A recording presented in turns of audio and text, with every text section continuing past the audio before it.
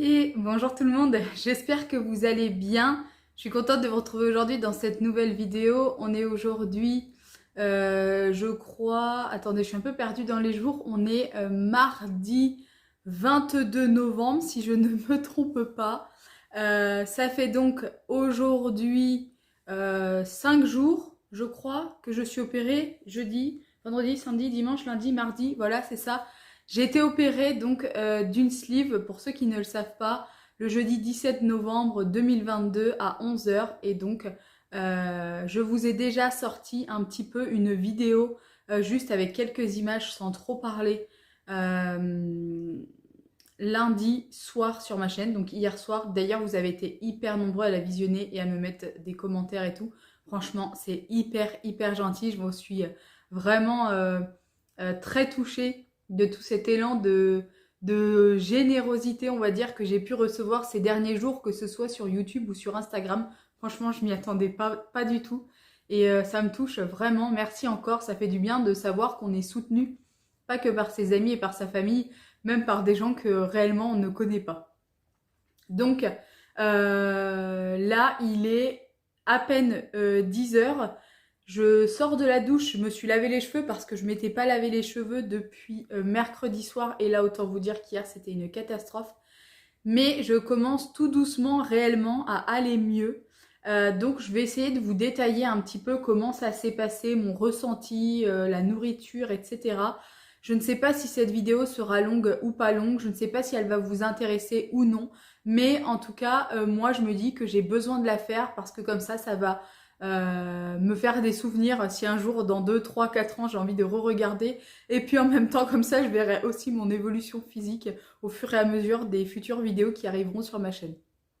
Donc, pour rappel, j'ai commencé mon parcours de, pour faire une sleeve le 4 mars 2022 lors d'un premier rendez-vous avec le chirurgien.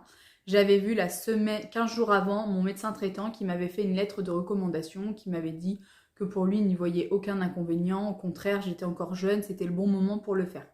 Donc, moi, j'ai été suivie dans une clinique privée. C'était un choix de ma part parce que dans mon département, on pouvait le faire soit dans la clinique, soit à l'hôpital. Mais l'hôpital, le parcours était plus long et je n'avais pas envie d'attendre 1 an et demi.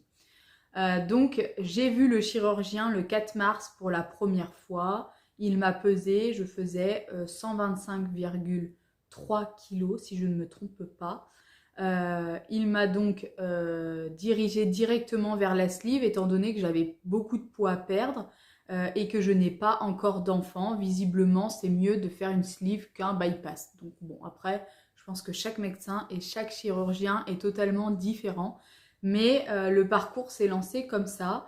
Et j'ai fait donc pas mal d'examens. J'ai rencontré plusieurs fois la psychologue, une fois un psychiatre, 3 fois la nutritionniste, une fois une diététicienne. J'ai été au mois de septembre hospitalisée pendant 2 jours et c'était un choix de ma part pour pouvoir finir tous les examens en 2 jours. J'ai donc passé une échographie, une fibroscopie.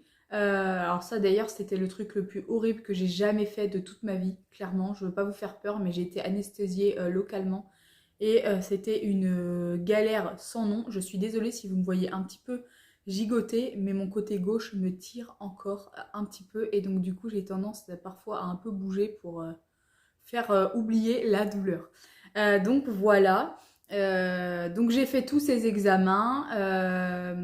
J'ai fait le test d'apnée du sommeil qui a révélé que je faisais une apnée. Enfin, pas qu'une d'ailleurs. J'en fais plusieurs dans la nuit qui vont entre 11 et 16 secondes. Alors quand on parle comme ça, on n'a pas l'impression que c'est énorme, mais quand on s'arrête de respirer pendant 16 secondes, je me dis, purée, mais... Donc du coup, j'avais dit à Pierre, quand tu te réveilles la nuit, vérifie que je sois pas morte quand même, hein. Mais en fait, pas du tout. Mais bon, il n'y avait pas non plus de quoi alarmer les choses et me faire appareiller. Mais bon, effectivement, possiblement que le poids était un problème euh, pour cette apnée. On a également décelé que j'avais une petite hernie au niveau de l'estomac, ce qui me provoquait des remontées acides. Alors très rarement parce que j'arrivais à cibler les aliments qui m'en donnaient. Pour ma part, c'était le concentré de tomate et le jus d'orange. Si j'en mangeais ou que j'en buvais, vous pouvez être sûr que le lendemain, ça allait me faire des remontées, ça allait me brûler, etc. Donc j'avais totalement éliminé ces aliments. Et on m'a fait faire donc un scanner à la suite de cette découverte pour savoir où était à peu près l'hernie pour que le chirurgien puisse me l'enlever à ce moment-là. J'ai donc vu le chirurgien début octobre une dernière fois et on a programmé la date au 17 novembre.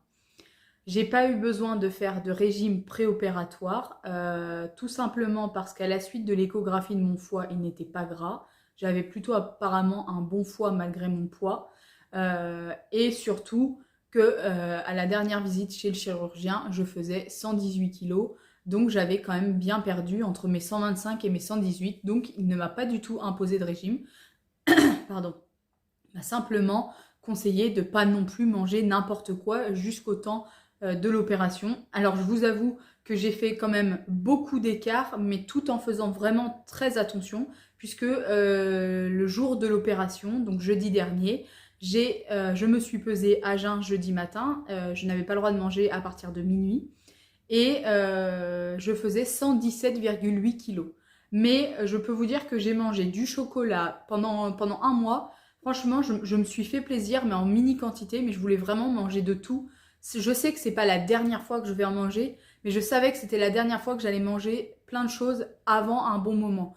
Donc on a mangé pizza, on a mangé McDo, on s'est fait une tartiflette, on est allé au restaurant, j'ai mangé du saucisson, j'ai mangé des chips. Enfin, vraiment, vous allez me dire, mais elle est complètement folle d'avoir fait ça.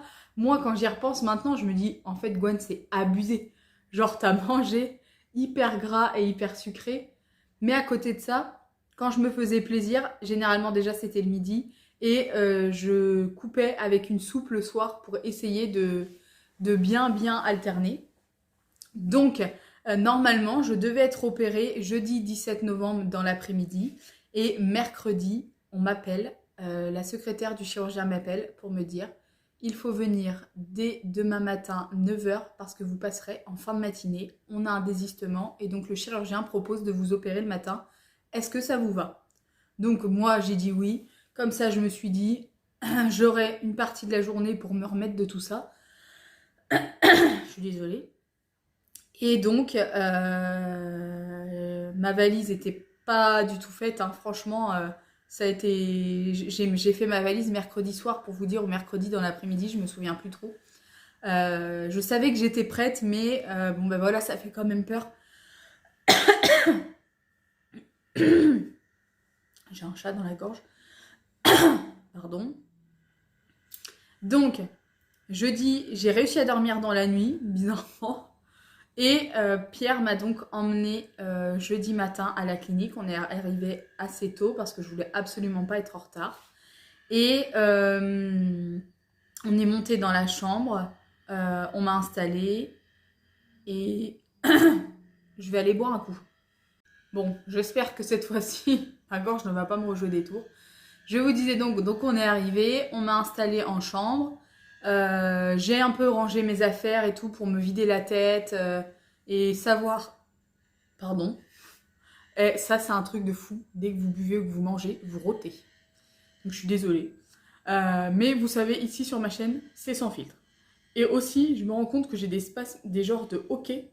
Et ça, pour le moment, ça fait encore un petit peu mal. J'essaye de contrôler, mais là, au moins, vous voyez archi la vraie vie, là, pour le coup. Donc j'ai installé et tout comme ça dans ma tête. Je savais que quand j'allais revenir, mes affaires seraient mises. J'avais pris 2 tenues, serviettes, tapis de bain, etc. De toute façon, je vous avais un peu montré dans ma vidéo. Et vers... il y a une mouche. Vers 10h, j'ai demandé à Pierre de partir. Parce que je voulais pas qu'il soit là jusqu'au dernier moment. J'ai l'impression que je vais pleurer. Et la séparation a été vraiment dure. En fait, j'ai l'impression que c'était hier. Et en fait, j'avais pas pleuré jusque-là. Ouh là là là là. Je pense que ça va faire du bien de vous en parler. J'avais pas pleuré jusque-là. Et là, de le voir partir, je me suis effondrée dans ses bras.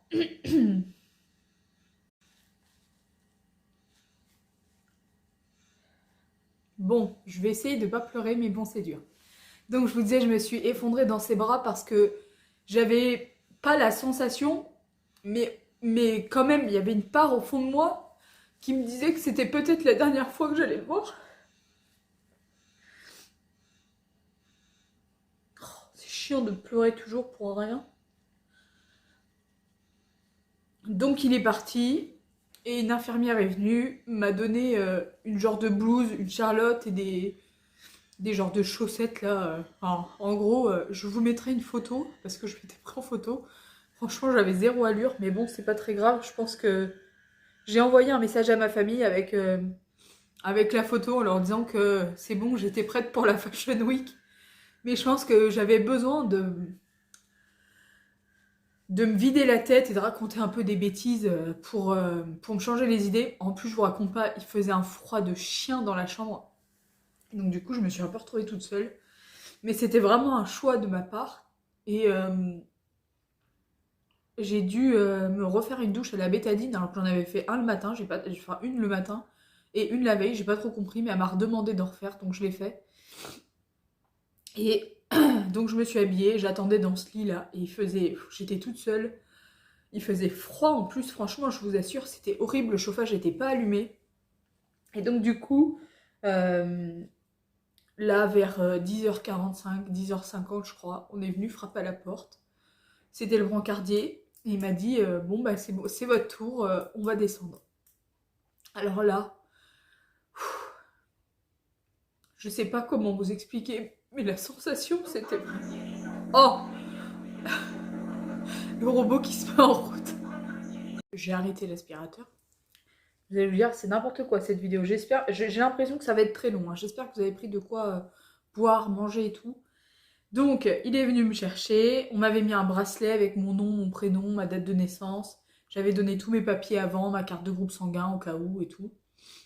Et j'ai envoyé un dernier message à Pierre en lui disant je descends au bloc, gros bisous, je t'aime. J'étais incapable de lui dire autre chose. Et donc, me voilà partie. Alors, le brancardier, il était jeune, il m'a expliqué qu'il faisait partie vous savez, des services secourisme qu'on voit lors des manifestations. Et il a essayé de me faire des blagues et tout. Il m'a parlé, ça m'a vachement détendu, mais bon, vous êtes couché, vous voyez toutes ces lumières, machin et tout, ça a été un peu compliqué. Arrivé en bas, au niveau du bloc, il m'a mis dans un sas. Il m'a dit, on va bientôt venir vous chercher, tout va bien se passer, on se voit après, bon courage, etc. Donc là, je vous avoue que j'ai encore pleuré. C'est dingue de pleurer tout le temps comme ça. Parce que, ben, au fond, il y a toujours une part d'appréhension, quoi. Moi, j'y allais pas les doigts dans le nez non plus. Hein. Mais ce qui est bizarre, c'est que je suis quelqu'un qui pleure vachement pour me vider. Non pas que je suis triste, ou des fois même juste parce que je suis énervée ou que j'en ai marre, j'ai besoin de pleurer. Je suis comme ça, c'est ma nature, et puis on est tous comme ça dans ma famille d'ailleurs. On pleure un peu tous pour un oui et pour un non. Et là, jusque-là, j'avais pas encore pleuré. Enfin, le matin, un petit peu, parce que tout le monde m'envoyait des messages pour me dire ça va aller et tout. Même mon petit neveu, il m'avait envoyé une petite vidéo avec, il me disait tata et tout. Alors du coup, dans ma tête, je me disais que je pouvais pas les laisser. En fait, je me suis dit, ouais, il va vraiment falloir que tu sois forte et que tu tiennes. Parce que faut vraiment que je revienne à la maison, quoi. C'est dingue de penser à des choses comme ça. Mais moi, en fait, j'ai un rapport à la mort qui est très bizarre. J'aime pas me voir vieillir. J'ai très peur de me dire qu'un jour tout ça va s'arrêter et qu'on vivra plus. Mais bon, c'est la vie, c'est comme ça. Je suis désolée. Hein. Bref, donc, je reprends mes esprits. J'attendais en bas, donc j'ai un peu pleuré, machin et tout. Et là, l'infirmier anesthésiste est venu me voir. Enfin non, avant, le chirurgien est venu me voir. Et puis il me dit, ah, vous avez l'air stressé et tout. Bah, en même temps, je pense qu'il n'est pas stressé. Et il m'a dit, ça va bien se passer, vous inquiétez pas. Il me faisait un peu des blagues, puis il me dit, je vous opère de quoi déjà aujourd'hui? Donc je lui dis du sleeve et tout. Et en gros, il m'a expliqué qu'il était obligé de poser des questions pour voir si on était bien toujours là. Donc après, l'infirmier anesthésiste est venu. Il m'a emmené dans le bloc et moi c'était la première fois, c'est ma première opération. J'ai toujours vu ça que dans les films, j'ai jamais vu ça ailleurs. Et donc, oh putain, je voyais tout, pardon j'ai dit un gros mot, Je voyais ces grosses lumières et tout, ça bipette partout, plein de gens qui s'affolent, qui marchent, qui préparent plein de trucs et tout. Donc j'ai réussi à me déplacer moi-même de mon lit jusqu'à l'espèce de mini-table parce qu'en réalité vous n'êtes pas vraiment allongé parce que vous avez le corps qui descend un peu pour pouvoir mieux passer. On m'a donc mis des genres de grosses chaussettes noires qui me comprimaient le mollet comme ça faisait un mouvement. Et c'était pour bien faire la circulation du sang et pour être sûr Parce que comme j'allais être penchée, mon sang n'allait pas remonter à ma tête, enfin bref. Donc j'ai dû mettre mes deux bras comme ça, je revois tout en fait. Et il m'a donc commencé à me faire la perfusion. Je pense pas que vous allez voir, enfin ah si, elle est là, hein. J'ai un beau trou. Donc il me tapait sur la main et tout, je me disais mais qu'est-ce qu'il fait lui, enfin, et donc à un moment je l'ai regardé, il me tapait, et il me dit ah oui, vous inquiétez pas, c'est pour bien trouver vos veines et tout. Ah d'accord. Ça me fait rire, mais quand je l'ai regardé, j'étais enfin, d'un côté, j'étais très fatiguée, donc limite je m'endormais alors qu'il y avait rien. Et en plus, je comprenais pas pourquoi il me tapait sur la main. Donc, bref, il m'a dit je vais vous piquer. Il m'a piqué, alors ça m'a un peu fait mal, puis moi je suis une grosse trouillarde, donc clairement je suis une grosse trouillarde de tout. Mais alors les aiguilles et tout, c'est vraiment ma phobie, je déteste ça. Déjà pour me faire une prise de sang, c'est compliqué parce que généralement on trouve jamais mes veines. Donc là je me suis dit oh là là, ça se trouve ça va pas marcher, il va me piquer 50 fois et tout.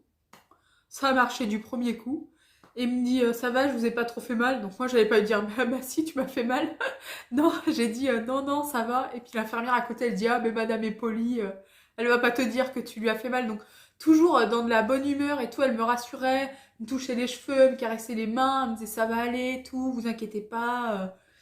Donc bref. Et là elles m'ont posé un masque à oxygène. Et alors là c'était panique à bord.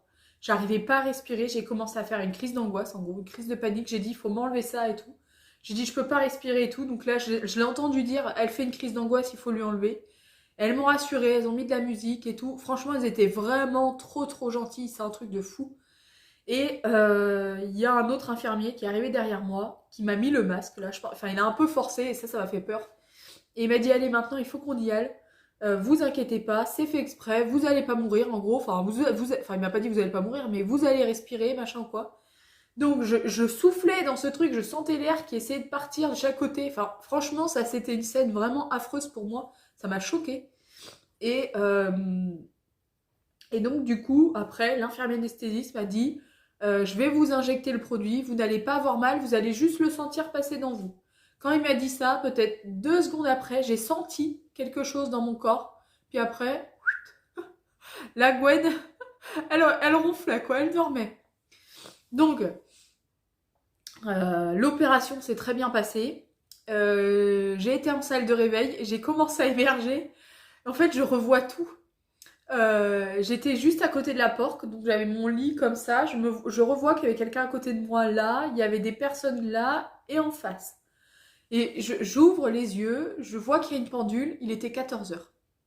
Et là, un truc assez quand même rigolo, c'est que le copain de ma meilleure amie se faisait opérer du canal carpien ce jour-là. Il est passé à côté de moi, je vous jure, ça me fait trop rire. Et il m'a dit hé Gwen, mais alors moi, tellement dans les vapes, je l'ai même pas calculé. J'ai reconnu que c'était lui parce que je savais qu'il y allait, mais je pensais pas qu'on serait dans la salle de réveil en même temps. Mais j'ai rien capté. Je me suis un peu endormie. Je me suis réveillée et là, je le voyais, il était assis sur son lit en face et il me faisait coucou. Mais je captais rien. En fait, je l'ai reconnu, j'ai bien vu que c'était lui, mais cette sensation, c'est vraiment étrange, je vous jure. Je pense qu'il faut le vivre pour le croire. Et donc, il y a une infirmière qui m'a parlé et qui m'a dit, sur une échelle de 1 à 4, vous avez mal à combien? Et je vous jure, j'avais vraiment mal dans le ventre. Je sentais que j'avais mal dans le ventre. Donc moi, je lui dis 30. Mais Gwendoline, mais toujours dans l'abus, moi. De 1 à 4, j'aurais pu lui dire 4. Non, je dis 30. Donc elle me dit, je vous mets de la morphine et je reviens vous voir d'ici 15 minutes. Donc je me rendors, je me réveille, je vois que là il est 2h15, 2h20, enfin je pense que c'est elle qui me réveille un peu parce que je me rappelle qu'elle me dit, vous m'entendez, est-ce que ça va et tout. Et je lui dis que j'ai encore mal. Donc elle me remet une dose. Et là, allez savoir pourquoi, je lui demande si elle a sorti mon chien. Je dis, est-ce que vous avez sorti mon chien? Enfin, le chien. Donc, mais là, moi, je me rendors après ça. Donc, vraiment très étrange.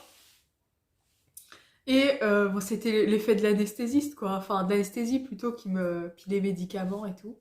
Vers 15h, on m'a remonté en soins intensifs. Et entre-temps, donc le copain de ma meilleure amie a envoyé un message à Pierre pour lui dire, vraiment, c'est un enfoiré celui-là. Parce que Pierre, jusque-là, n'avait pas de nouvelles. Puisque moi, le temps que je remonte, que j'émerge, que je prends mon téléphone, j'ai dû lui envoyer un message que vers 17h, je crois. Mais j'ai envoyé un premier message quand même à 10h45 pour lui dire je descends en bloc. Donc lui, il était vraiment stressé. Il m'a même dit qu'il en a pleuré, qu'il a très mal mangé, etc. Et bref, donc le copain de ma meilleure amie envoie un message à Pierre pour lui dire je viens de voir Gwen en salle de réveil. Elle, elle était totalement à l'ouest, c'était trop drôle. Donc ça a fait rire Pierre d'un côté, puis d'un autre, il était vachement rassuré de se dire bon bah au moins elle est vivante quoi.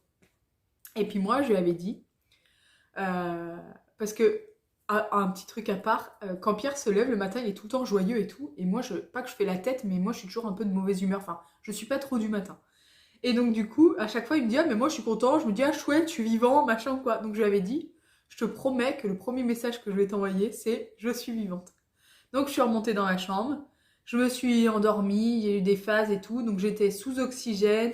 On prenait ma tension constamment. J'avais un brassard de tension constant. J'avais des chaussettes aux chevilles, vous savez, comme je vous expliquais, au mollet. J'étais perfusée avec de la morphine et une poche d'hydratation. Et vers 17h, je lui ai envoyé un premier message en lui disant je suis vivante. Mais quand j'y repense, c'est tellement con de faire ça et de dire ça. Enfin bref, c'est pas grave. Et donc, j'ai été en soins intensifs de jeudi 15h jusqu'à vendredi 15h, perfusée, etc. Le jeudi, je n'ai absolument ni bu ni mangé. Le vendredi, en fait, il y a des trucs, je me souviens à peine. Je crois qu'on m'a emmené un bol de tisane, juste ça, le vendredi matin, où j'ai très peu bu, je crois 4-5 cuillères. Et on m'a proposé, enfin on m'a demandé si je voulais faire une toilette sur un siège. Donc j'ai absolument accepté, enfin dans un fauteuil. Donc et les deux infirmières en plus elles étaient vraiment trop gentilles, mais un truc de fou. Euh, donc elles m'ont assise, mais j'étais tellement toujours fatiguée que j'avais cette sensation, vous savez, de paupières lourdes et tout. J'avais pas la tête qui tournait, mais j'étais pas non plus à 100%, quoi, je vais pas vous mentir. Donc, je me suis assise sur le lit, je me suis levée avec elles, je me suis posée. Elles m'ont lavé le dos, elles m'ont demandé si je voulais. J'ai dit oui. Et ensuite, je me suis lavée toute seule avec une bassine d'eau chaude. J'avais amené du cadum. Attendez, c'est que j'ai l'impression que je vais avoir un spasme. Et là, tout d'un coup, bouffée de chaleur immense, les yeux qui commencent à partir en arrière. Donc j'appelle très vite, je sonne. Et là, par contre, l'avantage, c'est que par rapport au service où j'étais après, dès que tu sonnes, elles arrivent à fond la caisse. Je leur dis, ça va pas. Je vais tomber. Je vais tomber dans les pommes. Je suis pas bien. Je dégoulinais de sueur. Chose qui ne m'arrive jamais parce que je transpire pas. Donc, elles me remettent vite le brassard de tension. Et là, 33. Et là, ça rechute à 12. Elle me porte un peu sous les bras, avec mon aide quand même. Je me recouche dans le lit. Et elle me dit, vous inquiétez pas. Bon, j'avais eu le temps de me laver et tout, ça c'est vraiment arrivé après. Bref, la matinée passe. En fait, je passe mon temps à dormir. Je me réveille, je dors, je me réveille, je dors. On m'amène à manger pour le midi, toujours un bouillon de légumes et un yaourt. Le bouillon, ça passe très peu, le yaourt aussi. Et là, on me donne une gélule de Doliprane, qui est quand même relativement assez grosse, mais ça passe pas. Je vomis, en fait. Ça me donne une bouffée de chaleur, je l'appelle encore. Et je lui dis, ça va pas, je vais vomir, etc. Et je lui dis, je sens que la gélule, elle est là, mais ça passe pas et tout. Ça me refait encore des sueurs chaudes et tout. Franchement, une horreur, ça. Et elle me donne du bouillon, comme ça, 2-3 cuillères pour le faire passer. Et je lui dis, là, je vais vomir. Et Mais malheureusement, j'avais rien à vomir, donc je faisais des comme ça. Et ça me tordait le ventre, c'était affreux. Et donc j'ai vomi 2 fois comme ça à cause des médicaments. Du sang en plus. Enfin 3 fois même. Et bref, le vendredi vers 15h, on reprend ma température, ma tension, tout allait bien. J'avais quasi plus de produits, enfin de médicaments depuis midi en perfusion. Donc on me dit, on va vous remonter en chambre quoi. Donc là, je retourne dans ma chambre et Pierre vient me voir dans l'après-midi. Et en gros, ça l'a un peu choqué parce il m'a jamais vu comme ça. Même moi, quand je suis malade, je fais quand même plein de trucs à la maison. Et puis en plus, en réalité, je suis jamais trop malade. Mais là, j'étais complètement stone. J'étais vraiment vidée, fatiguée. Il faisait froid encore dans la chambre. Le chauffage n'avait pas été remis, donc j'ai demandé du chauffage. On m'a amené un petit soufflant, un genre de radiateur électrique, vous savez, d'appoint. Et j'ai commencé à dire que j'avais mal un peu au ventre et tout. Donc l'infirmière, elle était vraiment pas très gentille, celle-ci, je peux vous le garantir. M'amène un Doliprane, je lui dis que je peux pas le prendre parce que je vais vomir. Elle me dit, ah ben de toute façon, c'est soit ça, soit rien. Bon. Donc heureusement, Pierre était là, il m'assoit, enfin il m'aide à m'asseoir avec le lit, on le remonte et tout. Là, je le prends avec un peu d'eau et je lui dis, ça va pas, je vais vomir et tout. J'appelle, je sentais. Et elle me dit, ah bah attendez, je vous cherche un haricot. Vous savez, les genres de trucs haricots en carton là pour vomir. Donc lui, il était un peu décontenancé, enfin il savait pas quoi faire, le pauvre, ce que je comprends. Et donc, eh ben, j'ai vomi, et en plus j'ai revomi du sang. Alors cette fois-ci, il était marron, je suis désolée, c'est pas très agréable à entendre. Donc ça l'a un petit peu choqué en fait. Il m'a avoué après que quand il est parti vendredi soir, il était inquiet et tout. Mais bon. Normalement, j'aurais dû sortir samedi. Sauf que samedi, on m'a dit ben, si vous voulez, vous pouvez aller vous doucher et on va refaire vos pansements. Sauf qu'une fois dans la douche, étant debout et tout, parce que j'ai passé quasi 48 heures totalement allongée sans jamais me lever, pour aller aux toilettes, les 2 premiers jours, on m'amenait le bassin, je crois. Enfin, jeudi, vendredi, j'avais le bassin. Et vendredi après-midi, une fois retournée dans ma chambre, fallait que j'appelle pour aller aux toilettes. Donc, samedi, où est-ce que j'en étais? J'étais dans la douche et là j'ai commencé à pas me sentir bien. Encore une fois la tête qui tourne, etc. Mais en même temps c'est un peu compréhensible, je mange quasi rien. Quelques cuillères de bouillon et quelques cuillères de yaourt. J'ai envie de dire c'est pas ça qui va faire tenir mon corps. Hein. Donc je tire la sonnette dans la douche. L'infirmière vient, je commence moitié à tomber. Elle me dit allez hop, on me sèche très rapidement. Elle rappelle une de ses collègues. Et elle me dit, le chirurgien doit passer ce matin vous voir, mais je pense qu'on va repousser votre sortie. Alors moi, j'étais contente, rassurée, mais d'un côté déçue parce que je me dis, depuis jeudi, Pierre est tout seul à la maison. Bon après, en soi, il était pas malheureux. Hein. J'avais fait tout le linge était prêt. Je lui avais acheté plein de plats préparés. Donc en soi, il avait rien à faire. Mais bon, je me dis, on est tout le temps ensemble. Ça fait 11 ans qu'on dort ensemble toutes les nuits, presque.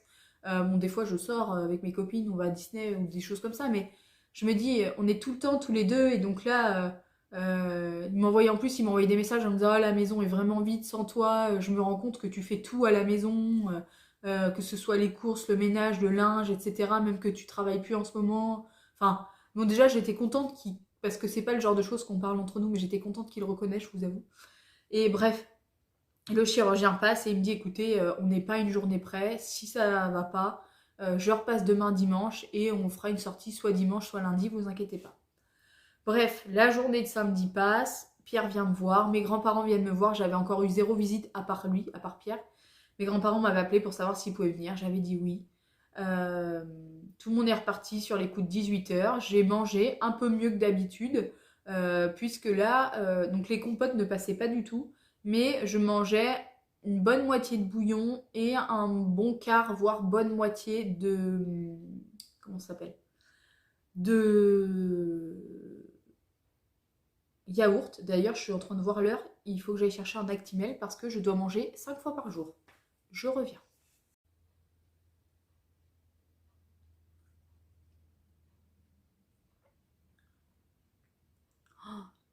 Là, je me découvre une passion Actimel. Vous imaginez même pas. Bon, je vais mettre 20 minutes pour boire ça, mais c'est pas grave. Donc, je sais plus trop ce que je vous disais. J'arrive un peu à mieux à manger, samedi soir, etc. Je me réveille dimanche matin. mais genre, pas la patate, mais presque. Quasi plus de douleur côté gauche, parce que c'est vraiment le côté gauche qui me tire, qui me fait mal, etc. Enfin, qui me fait mal, c'est un grand mot, mais bon. Dimanche matin, j'envoie un message à Pierre, je lui dis écoute, ça va mieux, je pense que je vais sortir aujourd'hui. Les infirmières viennent me voir, comment vous allez, vous avez meilleure mine et tout. Je dis écoutez, ça va, est-ce que je peux aller me doucher et tout. Bon, ben, allez vous doucher, comme ça on fera vos pansements. Le chirurgien doit passer soit en début de matinée, soit en fin de matinée, soit en début d'après-midi.